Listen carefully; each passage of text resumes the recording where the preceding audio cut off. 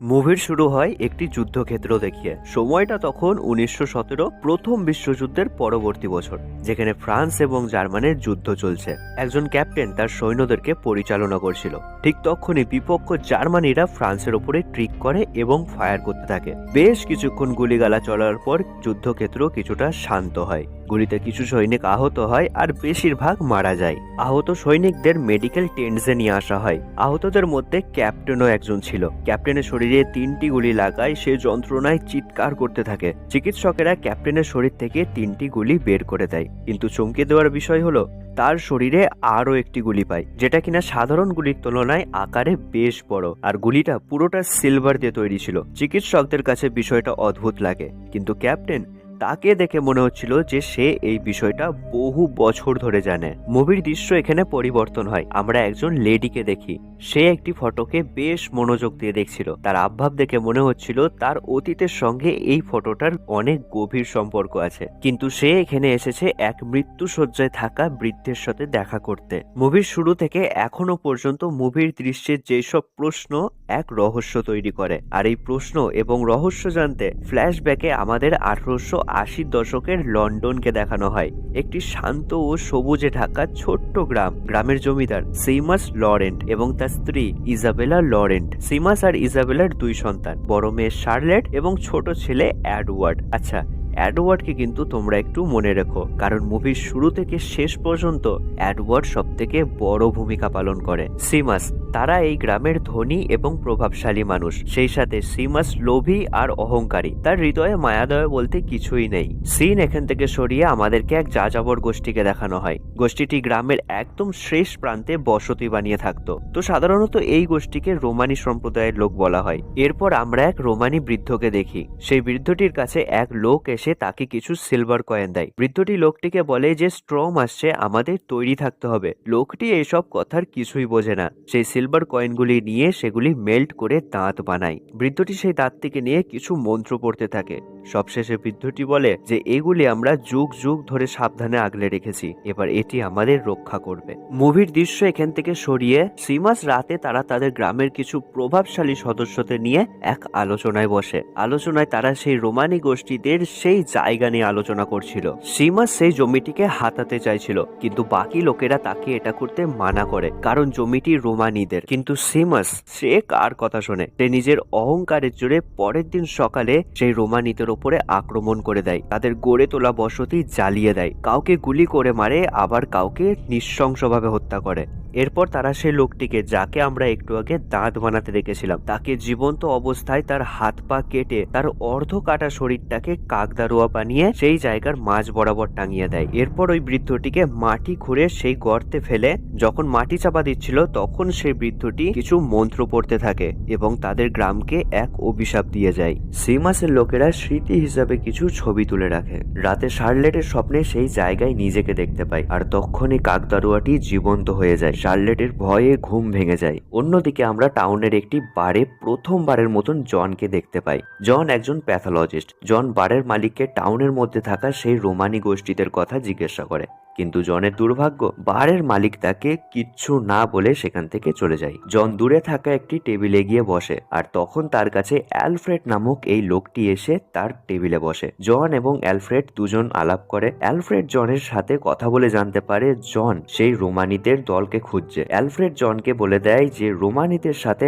আজ সকালে কি কি হয়েছে। জনের কিছু পুরনো হিসাব ছিল রোমানিদের সাথে, যেটা আমি ভিডিওর শেষের দিকে তোমাদের ভালো করে বুঝিয়ে দেবো। অন্যদিকে আমরা এডওয়ার্ডকে দেখি। সে ঘরের বাইরে নিজের মনে খেলা করছিল। ঠিক তখনই গ্রামের শেষ প্রান্ত সেই রোমানিদের জায়গা থেকে এক ভয়ঙ্কর বিকট আওয়াজ ভেসে আসে তার কানে। এডওয়ার্ড সেই আওয়াজকে লক্ষ্য করে সেই জায়গায় পৌঁছায় যেখানে রোমানি বৃদ্ধটিকে পোতা হয়েছিল। এডওয়ার্ড দূরে একটি নারী মূর্তি দেখতে পায়, যার দুটো পা শূন্যে ভাসছে, এবং তার দিকে সেই নারী মূর্তিটি আস্তে আস্তে এগিয়ে আসছিল এক ভয়ঙ্কর উদ্দেশ্য নিয়ে। আর তখনই এডওয়ার্ডের ঘুম ভেঙে যায়। এতক্ষণ এই সব দৃশ্য এডওয়ার্ডের এক ভয়ঙ্কর স্বপ্ন ছিল। এডওয়ার্ডের ঘুম ভাঙলে সে নিজেকে বাড়ির উঠানে পায়। মুভির পরের দৃশ্যতে আমরা গ্রামের কিছু বাচ্চাদেরকে খেলতে দেখি। তখন টিমি নামের এই ছেলেটি, টিমি, এডওয়ার্ড আর শার্লেটের অনেক কাছের বন্ধু ছিল। তার দিকে লক্ষ্য করলে বোঝা যায় যে সে কোনো বিষয় নিয়ে বেশ চিন্তিত আছে। টিমি তাদেরকে বলে যে কদিন ধরে তার একটা অদ্ভুত স্বপ্ন আসছে, আর একই স্বপ্ন এডওয়ার্ড, শার্লেট এবং গ্রামের সকল বাচ্চাদের আসছিল। টিমি এবং গ্রামের সকল বাচ্চারা সেই জায়গাতে যায়। তখন টিমি সকলকে বলে যে তোমাদের এই জায়গার স্বপ্ন রাত্রিবেলায় আসে, আর সকলে তখন হ্যাঁ বলে। সেই সাথে তাদের স্বপ্নে সেই সিলভার দাঁতও দেখে তারা। টিমি তখন সেই সিলভার দাঁতটিকে বের করতে যায়, কিন্তু এডওয়ার্ড তাকে এটা করতে মানা করে যে এটা করা তাদের জন্য বিপজ্জনক হতে পারে। কিন্তু টিমি কোনো কথা শোনে না। সে ওই বৃদ্ধটির লাশের পাশ থেকে সেই বাক্সটি বের করে, আর সেই দাঁতটিকে টিমি মুখে পড়ে নেয়। আর তার আচরণ কেমন যেন অদ্ভুত হয়ে যায়, ঠিক যেন এক নরখাদক। টিমি তার হিংস্র রূপ নিয়ে এডওয়ার্ডের ঘাড়ে কামড়ে কিছুটা মাংস তুলে নেয়। আর মুভির দৃশ্যের এই সিনটা আমার কাছে সব থেকে বেশি ঘৃণাজনক ছিল। তো যাই হোক, শার্লেট তার ভাইয়ের এই অবস্থা দেখে সে ছুটতে ছুটতে বাড়িতে চলে এসে বাড়ির সকলকে জানায় এই বিষয়টা। এডওয়ার্ডকে বাড়িতে নিয়ে আসা হয় এবং তার চিকিৎসার জন্য ডাক্তার আসে, কিন্তু কোনো বাচ্চা এটা বলে না যে আসলে এডওয়ার্ডকে কি কামড়েছে। কিন্তু এডওয়ার্ডের শরীর প্রচন্ড খারাপ হতে শুরু করে, কিন্তু ডাক্তার বলে যে এডওয়ার্ডকে কোনো বন্য পশু কামড়েছে, তবে চিন্তার কোনো কারণ নেই, সব ঠিক হয়ে যাবে। রাতে শার্লেটের স্বপ্নে সেই জায়গাতে নিজেকে দেখে। এর কারণে সে ঘুম থেকে জেগে ওঠে এবং কিছু অদ্ভুত শব্দ শুনতে পায়। শব্দটি এডওয়ার্ডের ঘর থেকে আসছিল। শার্লেট এডওয়ার্ডের ঘরে গিয়ে দেখে তাকে কিছু অদ্ভুত দেখতে শেকড় আঁকড়ে ধরেছে। শার্লেট ভয়ে প্রচন্ড জোরে চিৎকার করে তার মা বাবাকে ডাকে, কিন্তু তারা যখন ঘরে এসে দেখে তখন এডওয়ার্ড ঘরেই ছিল না। প্রশ্ন হলো, এডওয়ার্ড একা একটা বাচ্চা ছেলে এই গভীর রাতে গেল কোথায়? সেই রাত্রে গ্রামের সবাই মিলে এডওয়ার্ডকে খুঁজতে লাগে। রাত্রি পেরিয়ে সকাল হয়ে গেল, কিন্তু অদ্ভুত ব্যাপার, এতজন মিলেও একটা বাচ্চা ছেলেকে খুঁজে বের করতে পারলো না। পরের সিনে শার্লেটকে আমরা চার্চে দেখি, যেখানে টিমিও ছিল, কিন্তু টিমির চোখ মুখ দেখে এটা স্পষ্ট মনে হচ্ছিল যে কোনো বিষয়ে সে ভয় পাচ্ছে। দাঁত লাগানোর পরে তার সাথে কি হয়েছিল এই সব কিছুই তার মনে নেই। শার্লেট টিমিকে বলে যে সেদিন সে দাঁত লাগানোর পরে এডওয়ার্ডকে জঘন্যভাবে কামড়েছিল। টিমি বাইবেল পড়ে জানতে পারে যে ইহুদা যীশু খ্রিস্টকে 30টি সিলভার কয়েনের বিনিময়ে বিশ্বাসঘাতকতা করেছিল, আর এই সিলভার কয়েনগুলিকে অভিশপ্ত ধরা হয়, কারণ ইহুদা তার পাপ বুঝতে পেরে আত্মহত্যা করেছিল। আর এইগুলি সেই কয়েনগুলি ছিল যেগুলোই বৃদ্ধ মহিলাটির কাছে ছিল। আর আমি বাইবেলের এই লাইনটি নিজে থেকে বলিনি, শুধুমাত্র মুভির অ্যাকর্ডিং যা দেখানো হয়েছে আমি তাই বলেছি। আর যেহেতু মুভির এই কনসেপ্টে ইউজ করা হয়েছে, এর বাইরে আমি কিছু বলিনি। টিমি শার্লেটকে বলে সে রাতে অনেক ভয়ঙ্কর স্বপ্ন দেখেছে। গ্রামের বড়রা মিলে রোমানিদের সাথে যা যা করেছে সেই সব কিছুর ফল তাদের সকলকে ভোগ করতে হবে। টিমি বাইবেলের ওই পেজটিকে ছিঁড়ে শার্লেটকে দিয়ে ওইখান থেকে পালিয়ে যায়। তখন জঙ্গলের মধ্যে টিমি এডওয়ার্ডকে দেখতে পায়, একদম উলঙ্গ অবস্থায়। টিমি এডওয়ার্ডের পিছু করতে থাকে, আর তখনই টিমির ওপরে এক ক্রিয়েচার আক্রমণ করে তার হাত ভেঙে দেয়। আর মুভিতে এই ক্রিয়েচারটিকে এক ধরনের নেকড়ে মানব, ওয়্যারউলফ বলা হয়েছে। টিমি তার প্রাণ বাঁচাতে জঙ্গলে পালিয়ে একটি শ্যাকে অর্থাৎ কুড়ে ঘরে লুকিয়ে পড়ে, কিন্তু সেখানে সেই ক্রিয়েচারটি চলে আসে আর টিমিকে নৃশংসভাবে হত্যা করে। যাই হোক, এর পরের সিনে সিমাসের ঘরে অ্যালফ্রেড জনকে নিয়ে আসে। জন এখানে সিমাসকে সাহায্য করতে এসেছে। তার ছোট ছেলে এডওয়ার্ডকে জন খুঁজে বের করবে। জন এবং গ্রামের সকল মিলে এডওয়ার্ডকে খুঁজতে বের হয়, কিন্তু তখন তারা টিমির ডেড বডি খুঁজে পায়। আর বডিটির অবস্থা অনেক খারাপ ছিল, যাকে বাংলা ভাষায় অর্ধ পচা গলা মৃতদেহ। জন একজন প্যাথোলজিস্ট হয়, তার রিপোর্ট অনুযায়ী এই কাজটি কোনো বন্য পশুতে করেছে। জন সিমাসের ঘরে এসে সবকিছু চেক করে, বাড়ির প্রত্যেক জনের সাথে এডওয়ার্ডের ব্যাপারে কথা বলে। রাতে জন যখন ঘুমাচ্ছিল তখন তার সেই জায়গার স্বপ্ন আসে। সেই একই স্বপ্ন গ্রামের বাচ্চাদের আসতো। জনের সেই রাত্রে আর ঘুম আসে না। বাইরে থেকে কিছু শব্দ ভেসে আসে জনের কানে। বাইরে গিয়ে দেখে সেখানে কিচ্ছু ছিল না। দরজায় এডওয়ার্ডের কিছু রক্তের ছিটে পায়। জন সেই রক্তটিকে নিয়ে এক্সামিন করে নিজের রক্তের সাথে ম্যাচ করায়, কিন্তু অদ্ভুত ব্যাপার হলো এডওয়ার্ডের ব্লাডের সাথে জনের ব্লাড সম্পূর্ণ আলাদা ছিল, যেটা কিনা একবারে হওয়ার কথা না, কারণ হিউম্যান ব্লাডের স্ট্রাকচার প্রত্যেকটি মানুষের একই হয়। পরের সিনে সিমাস জনকে গ্রামের সকল ক্ষমতাশীল সদস্যদের সাথে ইন্ট্রোডিউস করায়। সিমাস সকলকে জানায় যে জন তাদেরকে সাহায্য করতে এসেছে। এরপর আমরা দেখি গ্রামের কিছু লোক জঙ্গলের দিকে তাদের চাষের জমি দেখতে এসেছিল, আর ঠিক তখনই তাদের উপরে ক্রিয়েচারটি আক্রমণ করে 2 জন মানুষের প্রাণ নিয়ে নেয়। অ্যানি নামের এই মেয়েটিকে গভীরভাবে কামড়ে দেয় এবং লুকিয়ে সেই ক্রিয়েচারটির হাত থেকে পালাতে সক্ষম হয়। সে কোনো রকমে গ্রামের ভেতরে আসে। গ্রামের সবাই অ্যানিকে দেখে ভয় পায়। তখনই সেখানে সিমাস আর জন এসে হাজির হয়। অ্যানির শরীর তখন অনেকটাই খারাপ। সে জঙ্গলে অদ্ভুত আচরণের সাথে ঘুরে বেড়ায়। তার পিঠ থেকে কিছু অদ্ভুত শেকড় বেরিয়ে আসে, ঠিক যেমন এডওয়ার্ডের সাথে হয়েছিল। অ্যানি জঙ্গলের মধ্যে বয়ে যাওয়া একটি নদীর মধ্যে পড়ে যায়। আর অ্যানি সেখানেই মারা যায়। জন ঘরে বসেছিল আর তখন তার কাছে ইজাবেলা আসে। ইজাবেলা জনের সাথে কথা বলতে থাকে। জন ইজাবেলাকে বলে আরও একটা ছোট্ট সংসার ছিল, তার স্ত্রী ও তার ছোট্ট মেয়ে। তাদের দুজনকে উলফে মেরে ফেলেছে। কোনো এক অভিশাপ নাকি তাদের গ্রামকে গিলেছিল। ইজাবেলা জনকে সেদিনকার ঘটনা খুলে বলে, সেই রোমানিদের গোষ্ঠীর সাথে কি ঘটেছিল। ঠিক তখনই সেখানে সিমাস চলে আসে আর তাদের কথা বলা বন্ধ করে দেয়। জন এইটুকু বুঝতে পারে যে এই গ্রামে যা কিছু হচ্ছে সেই সব সিমাসের জন্য, যার ডাইরেক্ট লিঙ্ক রোমানিদের সাথে ছিল, বিশেষ করে সেই সিলভার দাঁতের সাথে। আর এই সব রহস্য কিছুক্ষণ পরেই উদ্ঘাটন হতে চলেছে। পরের দিন সকালে জন জঙ্গলে সেই ক্রিয়েচারটিকে ধরার জন্য ফাঁদ লাগাতে যায়, কিন্তু হঠাৎ করে তার স্ত্রী এবং তার মেয়ের মরার দৃশ্য তার চোখের সামনে ভেসে ওঠে। তখন জনের পেছনে সেই ক্রিয়েচারটি চলে আসে, তার উপরে আক্রমণ করতেই যাবে। তার আগে জন গুলি চালিয়ে ফাঁদে আটকে ফেলে। জন ক্রিয়েচারটিকে সিমাসের বাড়িতে নিয়ে আসে। ক্রিয়েচারটি পেট কেটে তার মধ্যে থেকে অ্যানি বের হয়ে আসে, প্রচন্ড বিকট আওয়াজের সাথে চিৎকার করতে থাকে, যার জন্য তারা অ্যানিকে গুলি করে মেরে ফেলে। জন সিমাসকে বলে কেন সে রোমানিদের মারতে গেলে। সিমাস এখানে চুপ করে থাকে, কোনো উত্তর নেই তার কাছে দেওয়ার মতো। জন এখানে বলেছে যে তাদের গ্রামেও এই একই ঘটনা ঘটেছিল। সিমাসের লোভের জন্য সেই রোমানিটি তাদের গ্রামকে অভিশাপ দিয়ে গেছে, আর এডওয়ার্ড এখানে সেই রোমানিদের হয়ে তাদের উপর থেকে বদলা নেবে। আর যতক্ষণ না এই বদলা শেষ হচ্ছে ততক্ষণ তোমরা এই অভিশাপ থেকে মুক্তি পাবে না। সিমাস জনকে বলে যে সে এইসব শুরু করেছে আর সে এগুলিকে শেষ করবে, কিন্তু জন সিমাসের কোনো কথা শোনে না। দৃশ্য বদলায়। সিমাস গ্রামের সকলকে চার্চে যেতে বলে সুরক্ষার জন্য। নিজেদের একটা দল বানিয়ে এডওয়ার্ডের ক্রিয়েচারটিকে খুঁজতে বের হয়, যেহেতু এডওয়ার্ডই হলো এই সব কাণ্ডের মূল। ঘরে এসে জন শার্লেটের সাথে কথা বলে যে টিমির কাছ থেকে সেদিন যে বাইবেলের পেজটি পেয়েছিল, পেজটিতে লেখা ছিল যে ওই সিলভারগুলিকে মেল্ট করবে মানে সে নিজেকে মেল্ট করবে আর সে ভগবানের শক্তি লাভ করবে। জন জোর গলায় শার্লেটকে জিজ্ঞাসা করে এডওয়ার্ডের সাথে সেদিনকে কি হয়েছিল। শার্লেট জনকে সবকিছু বলে দেয় যা সেদিন তাদের সাথে হয়েছিল।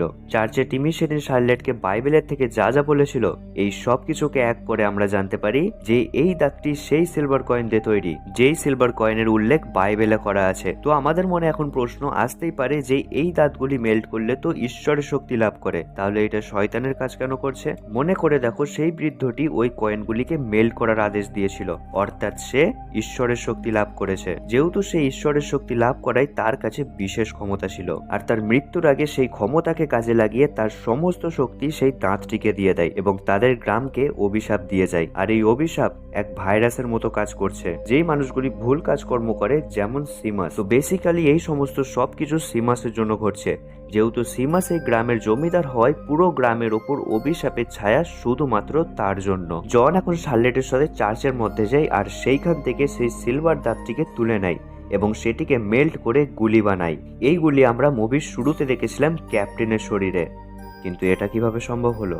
একটু ধৈর্য ধরো, নিজের মধ্যে একটু পরেই সব জানতে পারবে। মুভির দৃশ্য এখান থেকে সরিয়ে সিমাসের বাড়ির কাজের মহিলা, যার নাম অ্যানায়াস, আর তখনই সেখানে এক ক্রিয়েচার এসে অ্যানায়াসের উপরে আক্রমণ করে, তার শরীরে এক গভীর ক্ষত দিয়ে যায়।